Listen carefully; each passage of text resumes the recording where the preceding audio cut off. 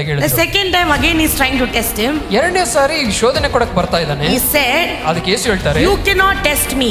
ನೀನು ನನ್ನನ್ನು ಪರೀಕ್ಷಿಸಬಾರದು. Because ಯಾಕೆಂದರೆ you cannot test the Lord your God. ಯಾಕಂದ್ರೆ ಕರ್ತನಾದ ಯೆಹೋವನನ್ನು ನೀನು Because ಪರೀಕ್ಷಿಸಬಾರದು. I am the Lord. ನಾನೇ ಕರ್ತನಾಗಿದ್ದೇನೆ. I am the Lord. ನಾನೇ ಯೆಹೋವನಾಗಿದ್ದೇನೆ. I am the Lord. ನಾನೇ ಕರ್ತನಾದ ಯೆಹೋವನಾಗಿದ್ದೇನೆ. Jesus was man ಯೇಸು ಕ್ರಿಸ್ತನು and ಮನುಷ್ಯನಾಗಿದ್ದ. Jesus was Lord. ಯೇಸು ಕ್ರಿಸ್ತನು ದೇವರಾಗಿದ್ದ.